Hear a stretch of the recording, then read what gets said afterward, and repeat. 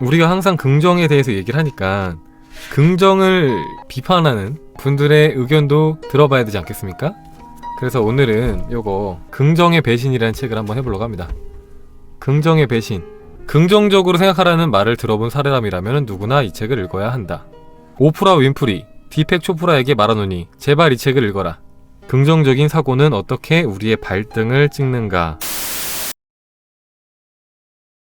이 책은 긍정적인 사고 방식을 부정합니다. 부정한다기보다는 비판하고 있어요. 왜 비판하는지 그것에 대해서 정리를 좀 해봤거든요. 다 적진 못했지만 핵심적인 내용들은 되도록 쓴 것 같아요. 자, 일단 이 책의 저자 바버라 에린 라이크 씨, 이분은 암에 걸렸었습니다. 암에. 온 사회가 긍정적인 사고방식을 주장을 하잖아요. 강요를 하고. 그래갖고 이제 암에 걸린 수많은 사람들이 있는 커뮤니티를 보면은 모두 다 긍정적으로 생각을 해라, 그러면 나을 것이다, 그런 식의 글들이 많이 써 있었나 봐요. 근데 이제 이 사람은 거기에 동의를 못한 거죠. 자기는 암에 걸린 게 고맙지가 않은데 거기 있는 사람들은 마치 암에 걸린 것을 통과 의례처럼 혹은 영적인 성장을 위한 기회처럼 생각을 하고 그렇게 말을 하고 있으니까 거기에 대한 거부감이 굉장히 많이 들었던 거예요. 자기 자신은 암으로부터 아무것도 얻지를 못했고 단순히 피해밖에 받은 게 없는데 이 사회가 긍정적으로 생각하는 것을 강요를 하니까 마치 그렇게 하지 않으면은 죄를 짓는 것 같은 생각이 들더라. 죄의식이 생긴다는 거죠. 긍정적인 사고에 실패를 하면은 죄의식이 든다.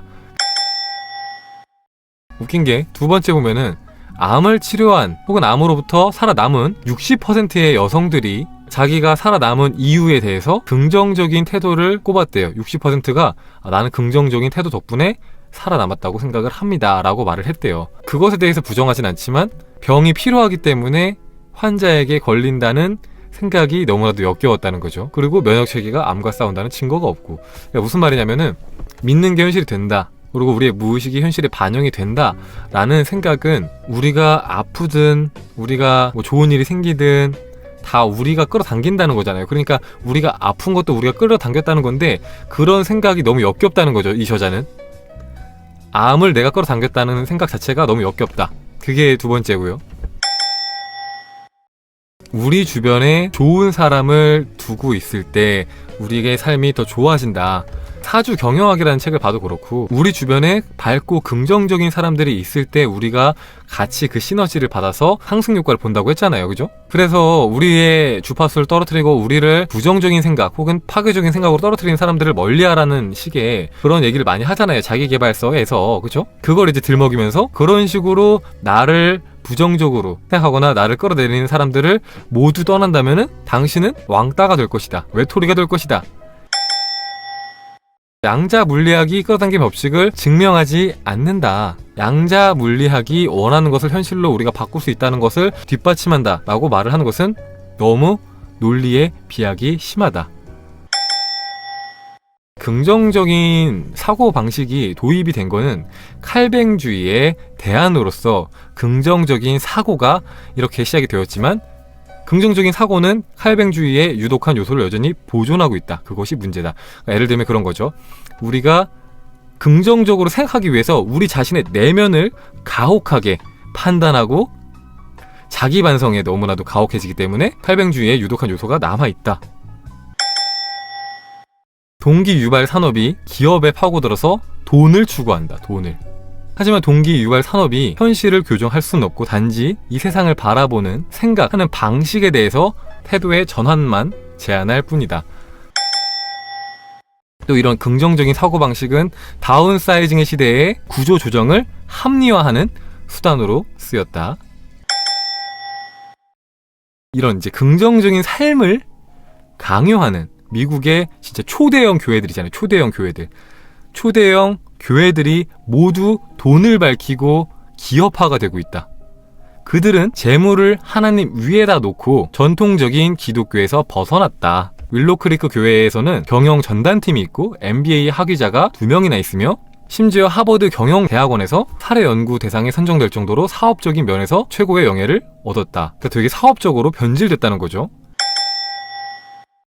그러면은 이 저자의 주장은 뭐냐? 긍정도 부정도 아닌 있는 그대로 세상을 바라봐야 한다. 지금까지 인류의 생존은 긍정적으로 생각해서 생존을 한 게 아니라 우리가 스스로 살아남기 위해서, 우리를 보호하기 위해서 발전한 그런 근본 기술들 덕분이며, 그것들은 모두 긍정주의가 아니라 냉철한 경험주의 덕분이다. 그래서 우리는 마냥 긍정적으로 생각하는 것이 아니라 방어적인 비판주의가 필요하다. 그래서 이 방어적인 비판주의가 뭐냐면, 오늘 내용 좀 어렵죠? 죄송합니다. 이분이 말한 거 그대로 설명드리고 그 다음에 제가, 아시죠? 포춘카입니다. 네, 굉장히 쉽게 또 풀어서 설명 한 번 더 드릴 테니까 걱정하지 마세요. 아시겠죠? 자, 방어적인 비판주의는 뭐냐면은 우리가 자동차 운전자예요. 운전자면은, 자, 긍정적으로 생각을 해서 나는 사고를 당하지 않을 거니까 그냥 막 운전을 해도 돼 라는 식으로 생각하는 게 아니라, 내가 언제 사고를 당할지 모르니까 조심하자. 방어적인 비판주의가 이런 겁니다. 언제 사고를 당할지 모르니까 긴장을 하고 운전을 하자. 그리고 예를 들면은 우리가 이상형 포라크를 해요. 이상형을 끌어당기려고 해요. 그럴 때 이 사람은 무조건 나한테 좋은 사람일 거야, 나한테 잘 맞는 사람일 거야 하면서 무조건적으로 이 사람이 나한테 좋은 사람일 거라고 긍정적으로 생각하려고 하는 게 아니라, 이 사람이 정말 나랑 잘 맞는 사람일까? 이 사람도 날 좋아할까? 우리가 이렇게 서로 만나면 서로한테 좋은 게 맞을까? 하고 비판적으로 생각을 해보는 거죠. 진짜 우리한테 좋지 않을 수도 있는 거잖아요. 그죠? 막상 사귀게 됐는데 나랑 안 맞을 수도 있는 거고, 서로가 서로를 힘들게 할 수도 있는 거잖아요. 그죠? 네, 그렇기 때문에 방어적인 비판주의가 필요하다. 그리고 또 세 번째 예로 든 거는 이제 의사 같은 경우에 우리를 진료를 하실 때 의사 선생님들이 긍정적으로 너무 생각을 해버리면은, 괜찮아요, 아무 일 없을 겁니다, 걱정하지 마세요 이러면서 좀 디테일한 검사를 못 할 수가 있잖아요. 그러니까 이 환자한테 내가 발견하지 못한 어떤 병이 있을 수 있다 라는 생각을 했을 때 조금 더 섬세하고 디테일한 검사를 할 수 있는 거고, 그래야지 우리의 병을 또 확인할 수 있는 거니까, 이런 특정 상황들에 방어적인 비판주의가 반드시 필요하다. 우리가 처한 실제 환경들을 도외시해서는 안 된다는 거죠. 자기계발서에서는 이렇게 말하잖아요. 당신이 뭐 학력이 없든 돈이 없든 뭐 나이가 많든 그런 것, 당신이 갖고 있는 어떤 환경에 전혀 상관이 없이 모든 걸 할 수 있다라고 말하지만, 이 사람은 그게 아니다. 당신의 환경 안에서, 현실 안에서 생각하고 비판적으로 사고하고 현실을 개척해 나가야 한다. 이런 주장을 하고 있는 거죠. 이거는 근데 사실 반박할 필요도 없다고 생각을 해요. 저는 틀린 말은 없어요. 네, 맞는 말이죠. 이렇게 생각할 수 있죠. 이렇게 사시는 분들도 많이 있죠. 근데 여러분들도 들으면서 생각을 했겠지만,